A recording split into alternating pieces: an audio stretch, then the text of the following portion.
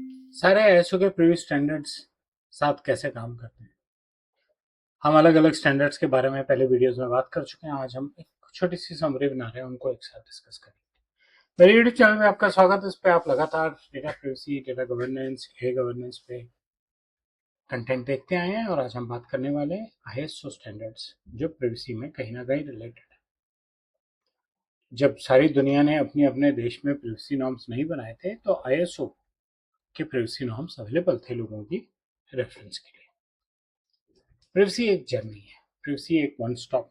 बड़े सारे लोग, अभी कल भी मैं किसी फिनटेक की प्रिवेसी पॉलिसी देख रहा, उसमें ऐसी चीजें लिखी हुई हैं जिसमें कह रहे हैं आपने हमें अपना डेटा दे दिया क्योंकि आप कह रहे हो कि जैसे हम प्रोसेस कर रहे हैं बिल्कुल ठीक प्रोसेस कर रहे हैं।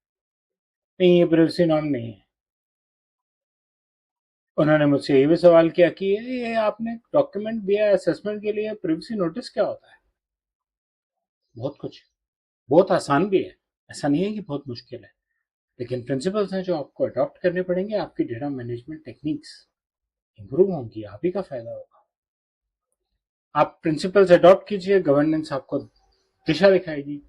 गवर्नेंस से दिशा पाके आप रिस्क असेसमेंट कर सकते हैं जिससे कि आप डिसीजंस ले सकें, कंट्रोल्स क्रिएट कर सकते हैं जिससे कि आप इम्प्लीमेंटेशन कर सकें और फिर उसके बाद रेगुलर गवर्नेंस में इन्हें रेगुलरली इंप्रूव कर सकते हैं।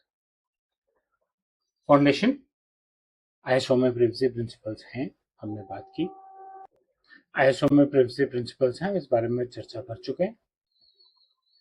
PIMS privacy information management system run कर रहा था।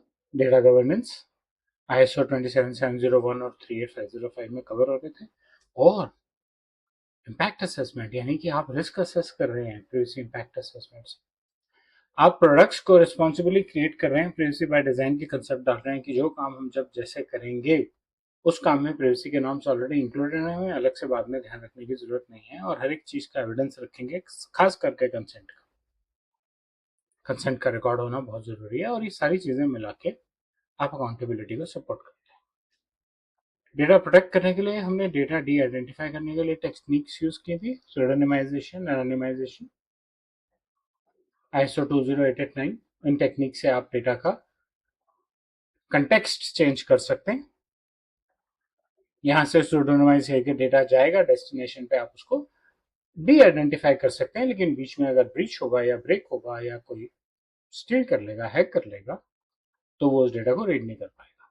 Data transfer, data sharing easy हो जाएगी, डेटा एनालिटिक्स आसान हो जाएंगे और आप प्रिवेसी को बैलेंस आउट कर पाएंगे अपने रूटीन काम के साथ। प्रिवेसी के चक्कर में काम में बैक नहीं होगा। ये भी प्रिवेसी प्रिंसिपल है प्रिवेसी बाय डिजाइन का, कि प्रिवेसी इंप्लीमेंट करने के चक्कर में ऑर्गेनाइजेशन के बाकी काम न रुक जाए। डीपीटीपी एक्ट कहता है कि लीगल ऑब्लिगेशंस डिफाइन कीजिए, जीडीपीआर कहता है लीगल रिक्वायरमेंट्स दिखाइए, और आईएसओ इन दोनों कामों को करने के लिए गुड प्रिवेसी प्रिंसिपल्स बनाता है। एक बार आप ये सब इंप्लीमेंट कर लें तो रेगुलरली रिव्यू करें सो दैट आप ठीक से इनको चला सकें।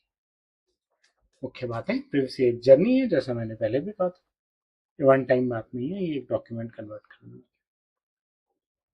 हर स्टैंडर्ड से एक प्रॉब्लम सॉल्व होती है। आप देखिए आपके ऑर्गेनाइजेशन में कैसे होगी और सब मिलकर एक मैच्योर प्रिवेसी प्रोग्राम बनाते हैं। लोग, टेक्नोलॉजी, गवर्नेंस, ये सब इंपॉर्टेंट है। इन तीनों के मिक्सचर से ही प्रिवेसी के स्टैंडर्ड्स आप डिप्लॉय कर पाएंगे और मॉनिटर कर पाएंगे और इम्प्रूव कर पाएंगे। प्रिवेसी के आईएसओ स्टैंडर्ड्स के साथ के लिंक्स पे बस इतना ही। आगे चल के हम आईएसओ और एआई के बारे में बात करने वाले हैं। मेरे चैनल से बने रहिए।